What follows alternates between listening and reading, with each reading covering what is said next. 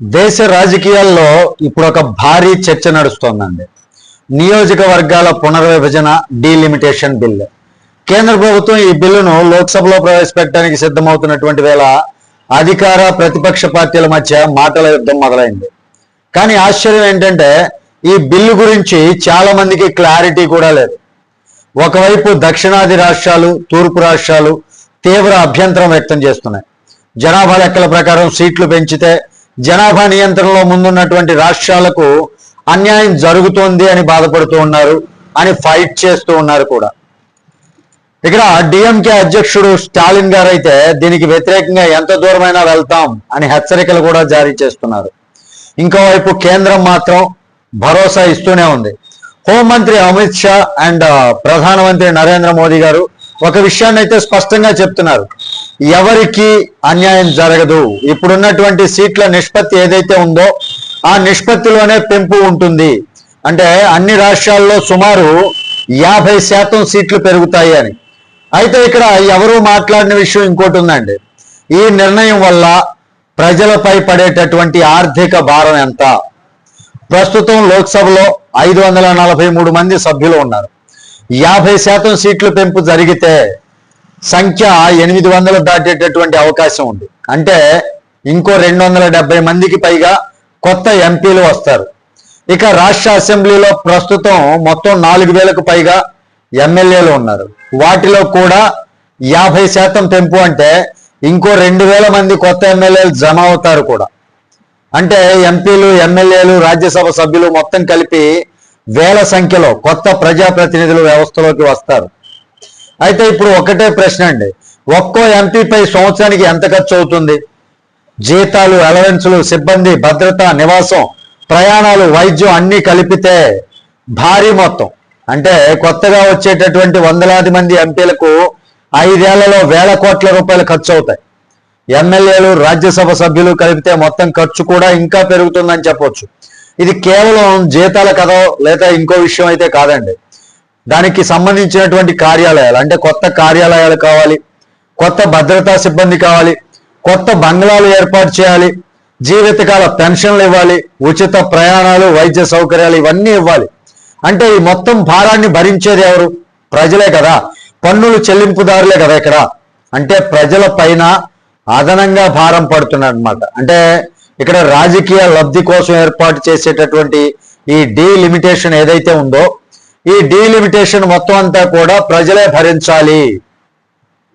ఇక్కడ మొత్తం అందరూ ప్రశ్నించుకుంటుందో ఒకటే, ఎంపీ పని జనాభా పెరిగిందని పెరుగుతుందా? ఎంపీ బాధ్యతలు, చట్టాలు చేయడం, పార్లమెంట్లో చర్చించడం, బడ్జెట్ ఆమోదించడం, ప్రజా సమస్యలను కేంద్రం దృష్టికి తీసుకెళ్ళడం, ఇంతే కదా. అయితే కేవలం జనాభా పెరిగిందనేటటువంటి కారణంతో ఎంపీల సంఖ్య పెంచడం ఎంతవరకు సమర్థనీయం? ఎమ్మెల్యేల విషయంలో కూడా ఇదే ప్రశ్న వస్తుందండి. స్థానిక సమస్యలను చూసుకోవాల్సింది గ్రామ పంచాయతీలు, మున్సిపాలిటీలు, జిల్లా పరిషత్తులు. కానీ సంవత్సరాలుగా స్థానిక సంస్థలను బలహీనపరిచి ఎమ్మెల్యే వ్యవస్థను బలపరచాలని విమర్శ ఉంది. అంటే బలపరిచారు అనేటటువంటి విమర్శ ఉంది. అంటే సమస్య ప్రజాప్రతినిధుల సంఖ్య తక్కువగా ఉండటం కాదండి, స్థానిక పాలన బలహీనపడటమే అసలు సమస్య అని నిపుణులు అంటున్నారు. ఇంకో కోణం కూడా ఉంది ఇక్కడ. భారతదేశ జనాభాకు తగ్గట్టుగా చూస్తే ఒక్క ఎంపీకి చాలా పెద్ద జనాభా వస్తుంది. అందుకే ప్రాతినిధ్యం ఏదైతే ఉందో ఆ ప్రాతినిధ్యం పెంచాలి అని కొందరు అంటున్నారు. చిన్న ప్రాంతాలకు స్వరం రావాలి అంటే చిన్న ప్రాంతాలు మాట్లాడేటటువంటి పరిస్థితి రావాలి అంటే సభ్యుల సంఖ్య పెరగాలని వాదిస్తున్నారు.